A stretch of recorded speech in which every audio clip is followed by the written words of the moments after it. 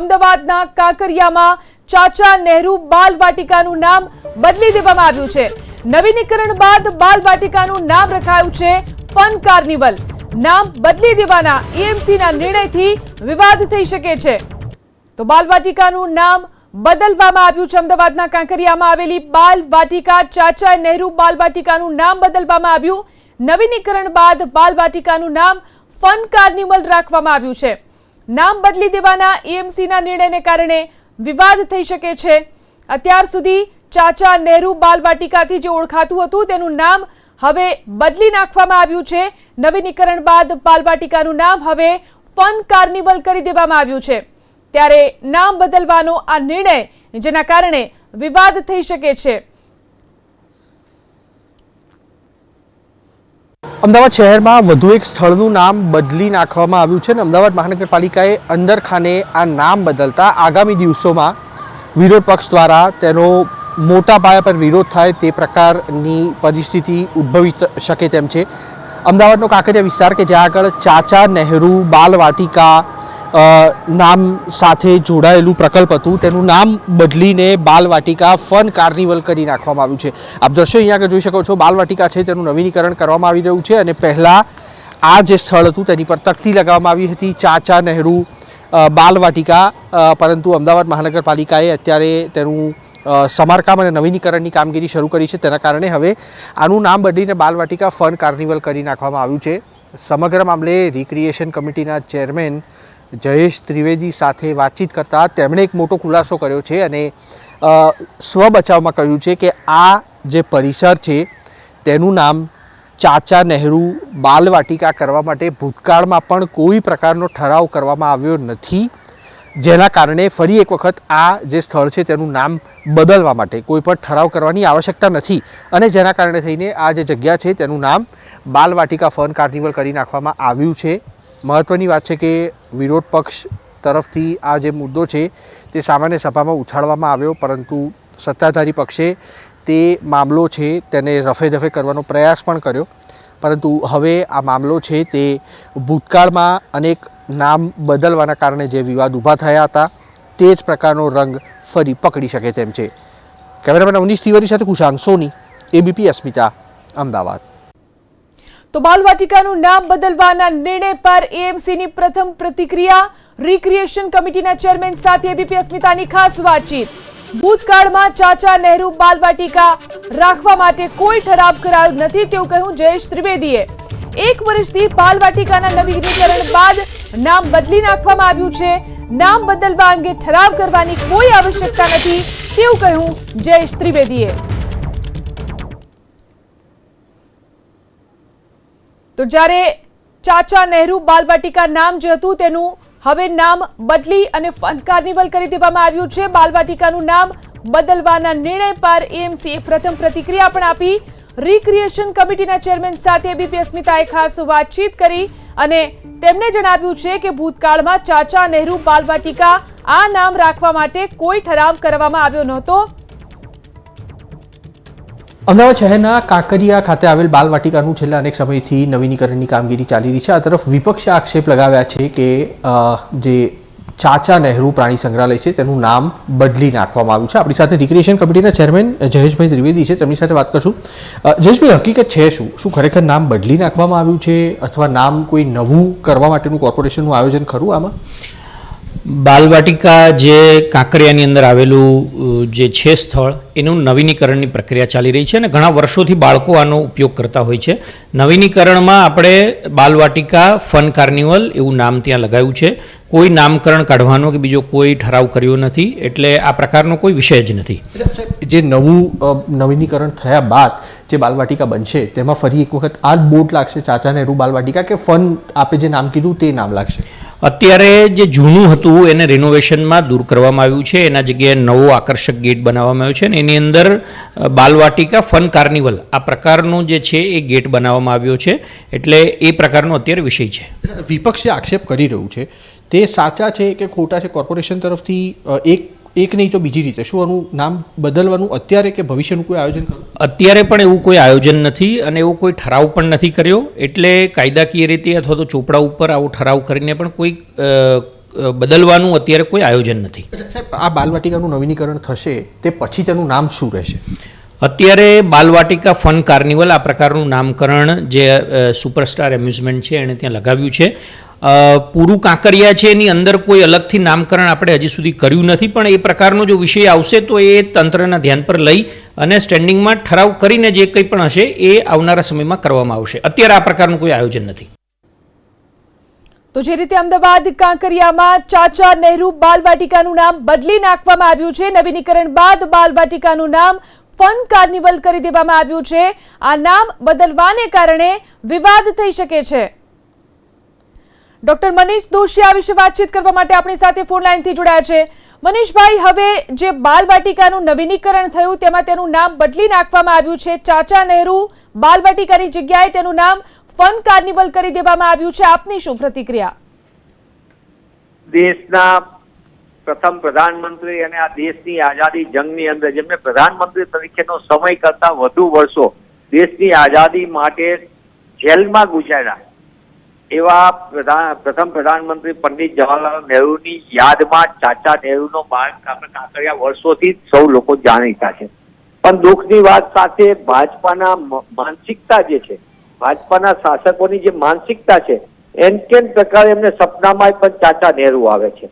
એમને ચાચા નહેરુમાંથી સારી વસ્તુ શીખવી નથી, બીજી કોઈ વસ્તુ નથી શીખવી, પણ એમનું નામ, કારણ કે ઇતિહાસના પન્ના ઉપર તો ક્યાંય ભાજપાને આરએસએસે ક્યારેય આઝાદી જંગમાં કોઈ યોગદાન આપ્યું નથી. એવો તો અંગ્રેજો સાથે મળીને તે સમયે આખો દેશ, પ્રાંત, જાતિ, ધર્મ બધું ભૂલીને એક થઈને પૂજ્ય મહાત્મા ગાંધી, જવાહરલાલ નહેરુ, સરદાર વલ્લભભાઈ સહિતના મહાનુભાવો, અનેક નામી અનામી લોકો દેશના આઝાદી જંગ માટે, હિન્દુસ્તાનને આઝાદી માટે લડતા હતા. ત્યારે એવા સમયે દેશ આખો એક થઈને લડતો હતો. ત્યારે આ આરએસએસ અને ભાજપની વિચારધારા વાળા લોકો અંગ્રેજો સાથે ભાગ બટાય અને એમની સાથે રહેતા હતા. આ દેશની કમનસીબી જો જેને આઝાદી જંગ માટે કોઈ કામ નથી કર્યું, આજે આઝાદીના લડવૈયાના ઇતિહાસ ભૂસવા બેઠા છે. એમની માનસિકતા જો કે પંડિત જવાહરલાલ નહેરુ આ દેશને વિજ્ઞાનની સાથે આધુનિક ભારતના નિર્માણ માટે કામ કર્યું, એવું નેતૃત્વ આપ્યું, એ પંડિત નહેરુના નામને ભૂસવા માટે એ લોકો એન પ્રકારે કારનામાને કાવતરા કરે છે. પણ એમાં એ સફળતા એટલા માટે એમને નથી મળવાની કારણ કે પંડિત જવાહરલાલ નહેરુએ જેમને આ રાષ્ટ્ર માટે જે બલિદાન આપ્યું છે એ ઇતિહાસના સુવર્ણ અક્ષર લખેલું છે ઇતિહાસમાં, અને એ સુવર્ણ અક્ષર લખાયેલું છે. અને સૌથી મોટું યોગદાન તો એ છે એમનું કે એમને તેમની તમામ સંપત્તિ આ દેશને આપી દીધી, અને એમને આ દેશ માટે જે આપ્યું છે એને આ ઇતિહાસના સુવર્ણ પન્ને છે. ત્યારે આવી રીતે કોઈ નાના નામ બદલીને જે એમના કારનામાને કાવતરા કરીને ભાજપા નિમ્ન કક્ષાની માનસિકતા દર્શાવે છે, એનાથી ચાચા નહેરુ આ દેશના ઇતિહાસના પન્નાથી દૂર નથી થવાના. ભાજપાના આવા કાવતરા અને કારનામા એ પહેલા પણ હતા, આઝાદી પહેલા પણ હતા અને અત્યારે પણ છે, એ આપણે સૌ જોઈ રહ્યા છીએ. જી મનીષભાઈ, દલીલ એવી કરવામાં આવી રહી છે કે ભૂતકાળમાં પણ ચાચા નહેરુ બાલવાટિકા એવું નામ રાખવા માટે કોઈ ઠરાવ કરવામાં આવ્યો નહોતો, એટલે હવે નામ બદલવા માટે પણ કોઈ ઠરાવ કરવાની જરૂર નથી. નહીં, એટલા માટે એમ તો કે સરદાર વલ્લભભાઈ પટેલ સ્ટેડિયમનું નામ રાતોરાત નરેન્દ્ર મોદી કરી નાખવામાં આવ્યું.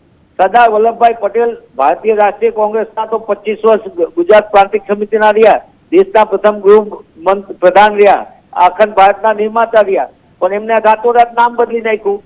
એમને સરદાર વલ્લભભાઈ પટેલ ઇન્ટરનેશનલ એરપોર્ટના નામ વખતે વિરોધ કરનારા કોણ હતા? ભારતીય જનતા પાર્ટી હતી. જવાહરલાલ નહેરુના નામનો વિરોધ કરનારા કોણ છે? ભારતીય જનતા પાર્ટી છે. સારું છે કે એમને હજી નાથુરામ ગોડસે નામ ક્યાંય નથી રાખ્યું, તો નાથુરામ ગોડસેના મહિમા મંડપ કરતા પણ બનાવશે. એટલે આ દેશની સૌથી મોટી કમનસીબી છે કે આઝાદી જંગના લડવૈયાના નામો બદલીને તેઓ પોતાનો મહિમા મંડન કરવા નીકળ્યા છે. પણ દુઃખ સાથે કહેવું પડે કે ટેક્સ પેયર નાગરિકોમાંથી એ કેમ એવું કામ નથી કરતા? એમના કારનામાને કાવતરા કેમ? મનીષભાઈ, સમયનો અભાવ છે, આપે અમારી સાથે વાત કરી તે બદલ આભાર. આ વિશે વધુ જાણકારી મેળવી અમારા સંવાદદાતા કુશાંગ આપણી સાથે જોડાયા છે. કુશાંગ, જે રીતે મનીષભાઈ વાત કરી રહ્યા હતા, કોંગ્રેસનો સ્પષ્ટ આરોપ છે કે ચાચા નહેરુનું નામ ભૂસવા માટેનું આ કાવતરું છે અને ભાજપની આ પ્રકારની માનસિકતા છે, તેવો સ્પષ્ટ આરોપ કોંગ્રેસ દ્વારા લગાવવામાં આવી રહ્યો છે. જો આપણી સાથે હાલ અમદાવાદ શહેર પ્રમુખ, કોંગ્રેસ શહેર પ્રમુખ અને શહેરના પૂર્વ મેયર રહી ચૂકેલા હિંમતસિંહભાઈ પટેલ અત્યારે ઉપસ્થિત છે. હિંમતસિંહભાઈ, આખી ઘટના આપને પણ ખબર છે. જે ચાચા નહેરુ બાલ વાટિકા હતી તેનું નામ અચાનક નવીનીકરણ કર્યા બાદ બાલ વાટિકા ફન કાર્નિવલ કરી નાખવામાં આવ્યું છે. સત્તાધારી પક્ષનું એ પ્રકારનું નિવેદન છે કે ભૂતકાળમાં આને લઈને કોઈ ઠરાવ કરવામાં આવ્યો ન હતો, તેથી અમે પણ ઠરાવ નથી કર્યો અને અમે નામ બદલી નાખ્યું છે. તમે કોર્પોરેશનની ગતિવિધિઓથી વાકેફ છો, કઈ રીતના જોઈ રહ્યા છો આ ઘટનાને? ભારત દેશ અને હિન્દુસ્તાન જ્યારે આઝાદ થયો એ વખતે આ દેશના પ્રથમ વડાપ્રધાન જવાહરલાલ નહેરુ પંડિતજી આ દેશના પ્રથમ વડાપ્રધાન બન્યા અને એમની સમગ્ર રાષ્ટ્ર અને વૈશ્વિક ઓળખ ચાચા નહેરુના નામથી.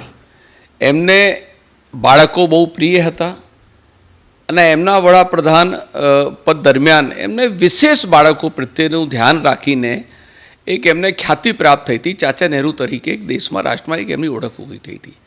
એ વખતે અમદાવાદ શહેર, જ્યારે અમદાવાદ શહેર કોર્પોરેશન નથી અને દેશ આઝાદી પછી જ્યારે એને બરો કહેવાતી, જે ઇંગ્લિશ શબ્દ છે, અને એના પ્રથમ પ્રમુખ સરદાર વલ્લભભાઈ પટેલ, જેમને આ બરોની સ્થાપના, કોર્પોરેશનની સ્થાપના કરી, સરદાર વલ્લભભાઈ પટેલ સાહેબે, અને એ આ અમદાવાદ શહેરના પ્રથમ પ્રમુખ બન્યા. જ્યારે એમના નેતૃત્વની અંદર આજે વાણીલાલ સારાભાઈ વીએસ હોસ્પિટલ હોય કે જેની સ્થાપના થઈ હોય, કે જવાહરલાલ નહેરુજીની પ્રતિમા એના પછીના દરમિયાનમાં જ્યારે અહીંયા બની હોય, અને એ વખતે આ જ્યારે ચાચા બાલવાટિકા જે નહેરુ ઉદ્યાન છે એની જ્યારે અહીંયા સમગ્ર શહેરનો જ્યારે વિકાસ થયો હોય ત્યારે બાળકો માટેની જ એમાં એક્ટિવિટી અને તમામ બાળકો માટેના એમાં તમામ જેને કહેવાય કે રમતગમત સાથે શૈક્ષણિક રીતે પણ એમને જ્ઞાન પ્રાપ્ત થાય એવી તમામ સુવિધાઓ સાથે નાના બાળકો માટેનું આ ઉદ્યાન રાખવામાં આવેલું છે.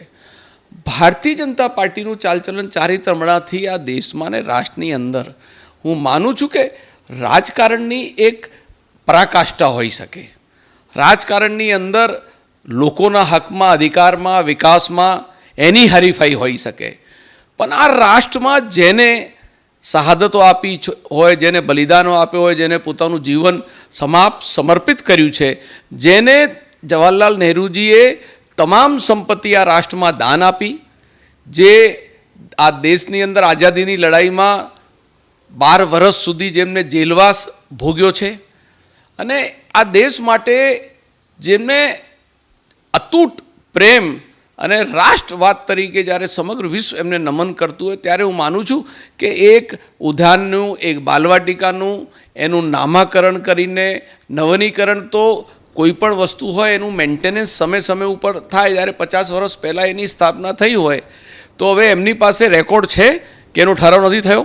ભારતીય જનતા પાર્ટી રેકોર્ડ આપે.